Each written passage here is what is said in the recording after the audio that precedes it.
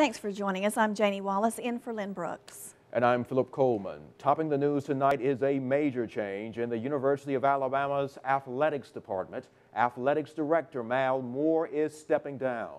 WVUA Sports Director Gary Harris has more on the reason why in tonight's top story. That's right, guys. The announcement came down this afternoon right around 2 o'clock. According to the university, Coach Moore will stay on and become a special assistant to University President Judy Bonner effective immediately. Now, Coach Moore said in a statement, due to factors related to my health, I'm at a point I can no longer fulfill my duties as athletics director. Moore has served as the University of Alabama's AD since 1999, but his service to Alabama began more than 50 years ago when he joined the Crimson Tide football team as a quarterback and played for the legendary Coach Paul Bear Bryant. Moore also served as an assistant football coach on Bryant's staff and later returned as an assistant to Gene Stallings. He has been a part of 10 national championship football teams as either a player, assistant coach, and athletics director. 16 SEC championships and 39 bowl trips. UA President Judy Bonner says Mal Moore is Crimson Tide sports, and the student athletes have experienced unprecedented success in every aspect of their careers at UA. Bonner said she's pleased that she'll be able to rely on Moore's wisdom and expertise going forward. Now, back in 2011, Coach Moore was elected to the Alabama Sports Hall of Fame, and he's been named the winner of the John L. Toner Award, given by the National Football Foundation and the Hall of Fame to the nation's best director of athletics. The university says Moore's successor as athletics director will be named as soon as possible. I'll have much more on Coach Moore's legacy coming up tonight in Home Team Sports. Janie and Philip. Thanks, Gary. Alabama fans are known for their love of the Crimson Tide football team and for Coach Mal Moore. People have been speaking out about Coach Mal Moore's decision to step down. WVUA's Travis Leader joins us live in Tuscaloosa with what they're saying about this news.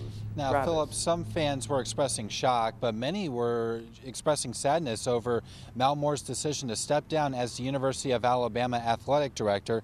I talked to a few people, and most were very reflective over Moore's accomplishments as athletic director here at the capstone. They talked about all the national championships, not only with the football program, but across the entire athletic department, especially in recent years. And we talked to one fan who says Mal Moore's accomplishments here at the university rank up there at the top with the rest of them.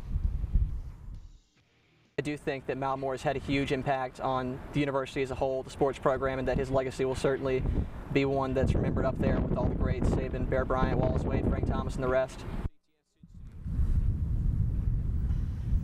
Now I'll have a more in-depth look at 10 o'clock on Mal Moore's legacy and what people here at the capstone thought about him. Reporting live at the University of Alabama, Travis Leader, WVUA News. All right, thanks, Travis. It's been nearly 2 years since the Holt community was struck by the April 27 tornado, and some homes badly damaged by the storm are still standing. But the Alabama Department of Transportation has plans for some of those homes, and WVUA's Jennifer Edwards joins us now live in the studio with more. Jennifer? That's right, Janie and Philip. Although the Alabama Department of Transportation has plans for the damaged homes, Holt residents are saying they're not seeing progress fast enough. I think they need to be cleaned up. I think all these old houses is dangerous. They're still falling in. Like the wind we had Monday, we still had debris flying through here from these old houses. These are the homes that surround Margaret and Daniel Brown's nursery in Holt.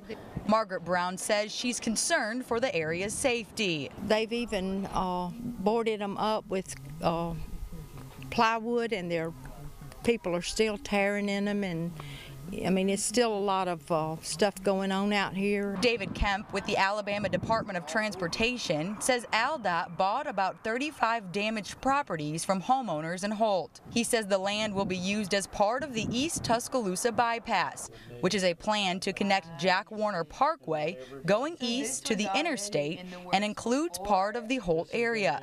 The problem, he says, is the process takes time. That took appraisals. It also took relocations, which is what has taken a good bit of our time. We finally now have all the I's dotted and the T's crossed on acquiring the property. Kemp says in the meantime, ALDOT is doing what they can to keep the area as nice as possible. We make weekly inspections our properties in that area because I know there's a concern. I have a property manager who works for us that's doing that. We also have a maintenance contract which will go out and we will be mowing the grass and keeping the place tidied up from May to November as long as we own the properties. Kemp says they will begin the bidding process for demolition as early as next week and hope to see movement in Holt in late April. He says they're still trying to work out funding to complete the East Tuscaloosa bypass, so there's no estimated completion date for it. Philip? All right, thanks, Jennifer. Now, on your Education Watch, discussions about the city of Northport creating their own school system continue. The Tuscaloosa County Board of Education held a work session today where a possible Northport school system was one of the main topics. Northport City Administrator Scott Collins says 9 schools could leave the Tuscaloosa County school system to make up the new Northport system. The board members say these talks are still in the early stages, so there are no actions to be taken at this time. But according to school board member Joe Boatler, when discussing the long-term plans, Northport's plans are certainly on board members' minds. We're just in our early planning stages on this. This is for a 5-year plan, and we just wanted to have sort of a fallback position in case they made that decision to have a city school system. And another issue that school officials may face is relocating county students outside of Northport that attend schools within Northport city limits. Well, today marks the first day of spring, and it certainly has been a chilly one, Philip. It sure has. And could we be in for some freezing temperatures tonight? WVUA Chief Meteorologist Richard Scott joins us now with the latest. Hello, Richard.